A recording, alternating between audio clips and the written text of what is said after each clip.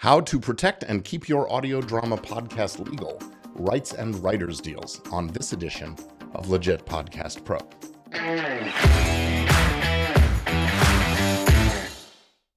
Welcome to another episode of Legit Podcast Pro, where I share tips and strategies and information to help creative folks like you make your content, have your impact, and achieve influence, all without the fear and worry about the legal stuff. I'm your host, Gordon Firemark, the podcast lawyer, and this week, we're continuing our series of episodes about how to protect and keep your audio drama, narrative fiction, or other scripted style podcast legal.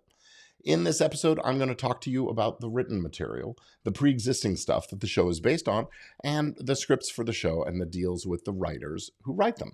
But before I forget, let me invite you to my free workshop, Business and Legal Fundamentals for Podcast Growth and Profit. I only do this workshop a few times a year, and it's coming up again in a couple of weeks, and you don't want to miss it if you're serious about podcasting and about doing things the smart, safe, profitable way. So join me for the next workshop coming up very soon. Register now at event.podcastlaw.net. Okay, so you're doing an audio drama podcast. This genre is a bit different from lots of other podcast types because it is more than just a host or a host and a guest or a couple of co-hosts doing audio drama or any kind of narrative project. You've got a lot of people contributing, and you need to have what's called a clean chain of title.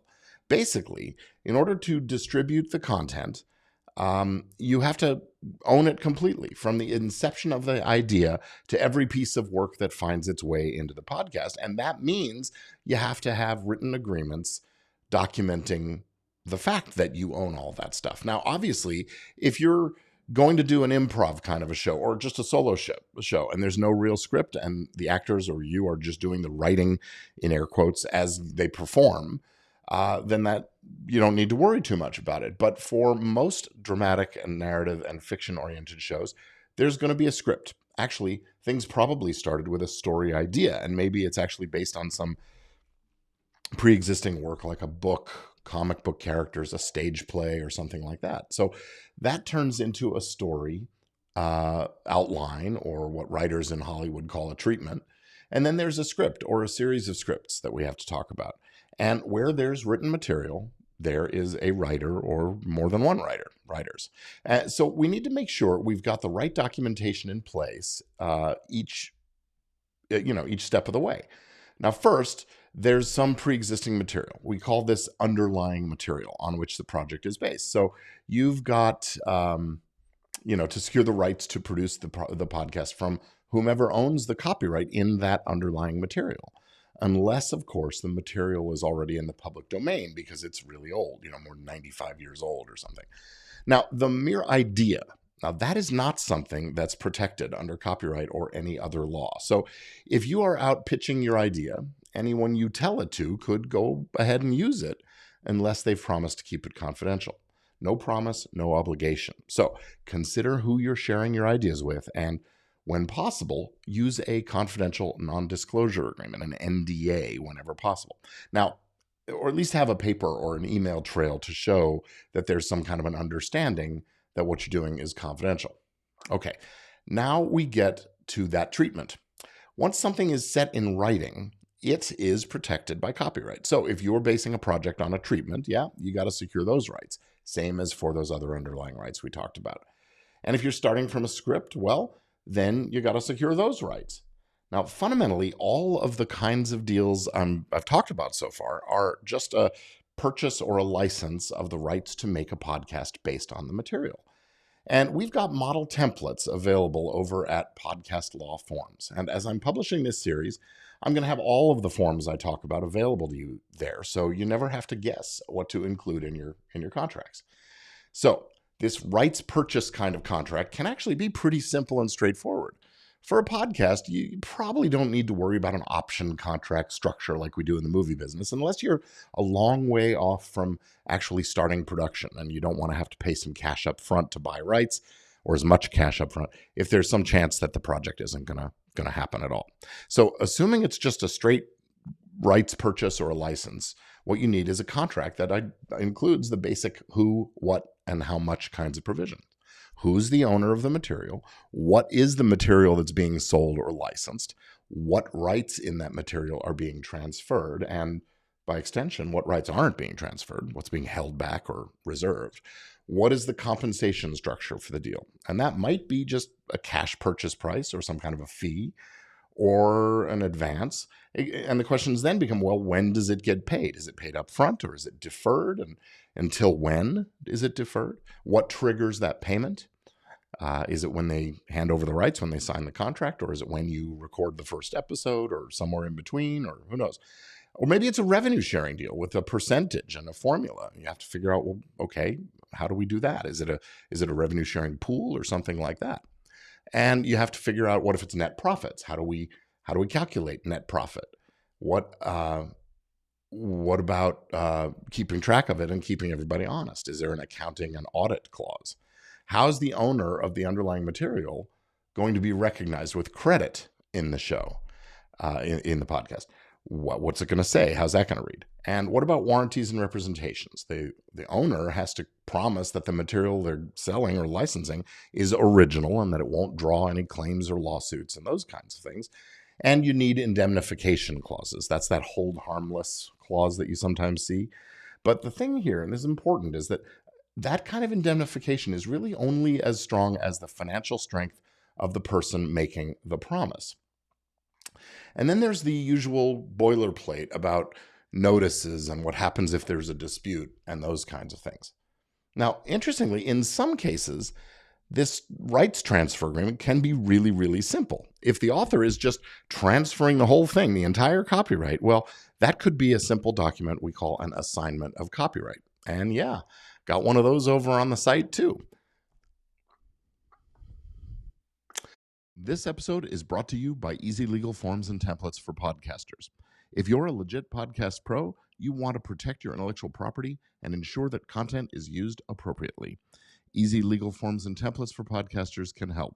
Our form store at podcastlawforms.com provides a variety of legal forms and templates specifically for podcasters, including host and co-host agreements, DMCA takedown notices, release forms, and much more. With these easy downloadable templates, you can customize the forms you need in just minutes. Plus, our affordable bundle and a la carte pricing makes it easy to get the protection you need without breaking the bank.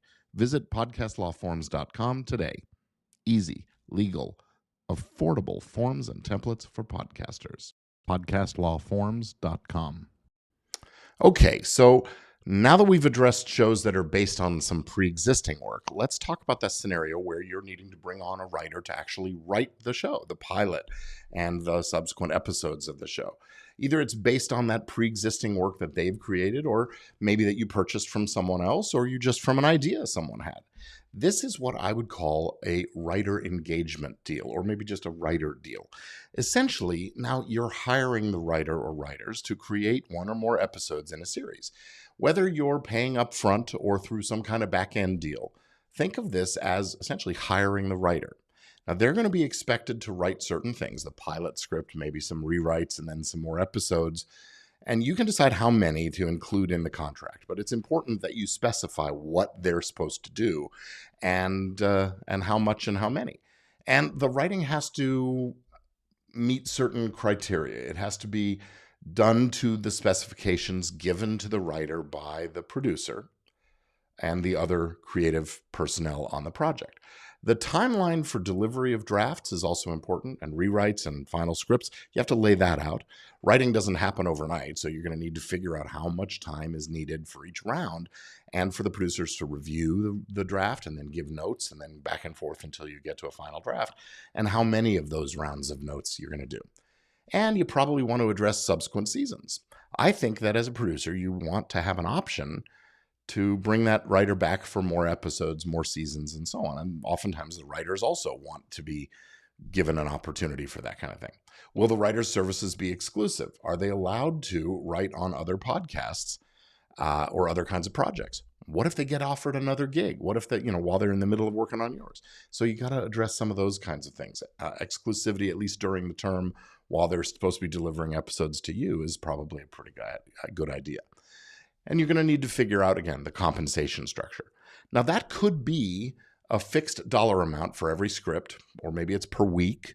And you could break it down. You could have progress payments with portions at the beginning of each script and the various steps along the way. And finally, when the finished script is delivered or recorded or something like that.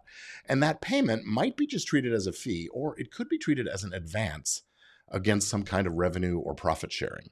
Same as I was saying before, the formula for determining things, you have to figure out what's the revenue pool, how's it being divided up, what's the percentage per script or whatever, those kinds of things. Or how are you going to calculate net profits? What's deductible and what's not, those kinds of things.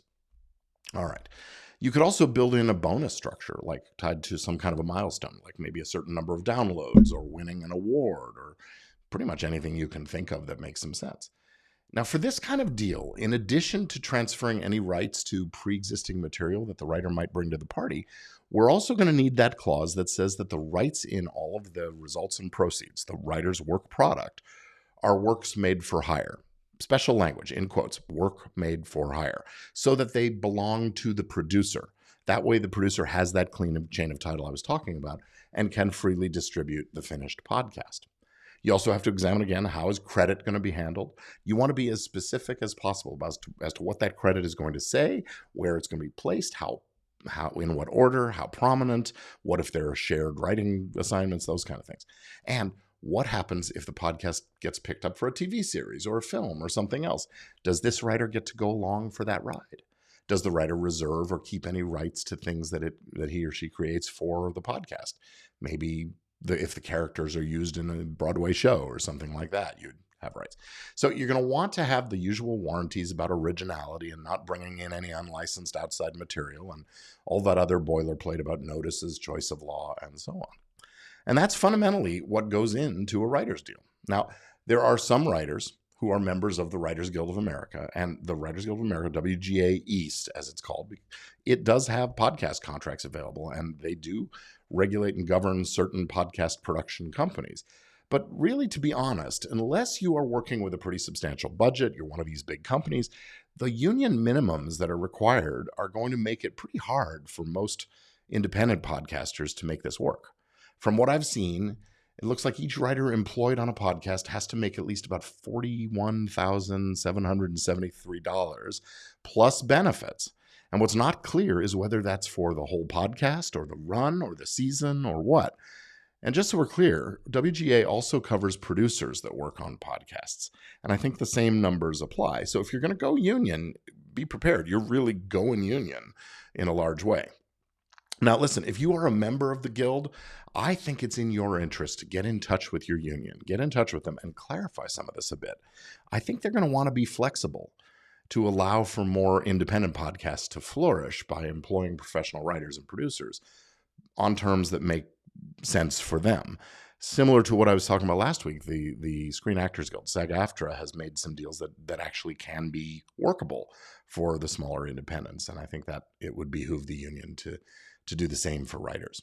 So the bottom line here, after all this, is that you need to get your deals laid out and papered so that everyone has clear expectations about rights, ownership, compensation, and all that jazz before you all invest your time and resources and money in making your productions.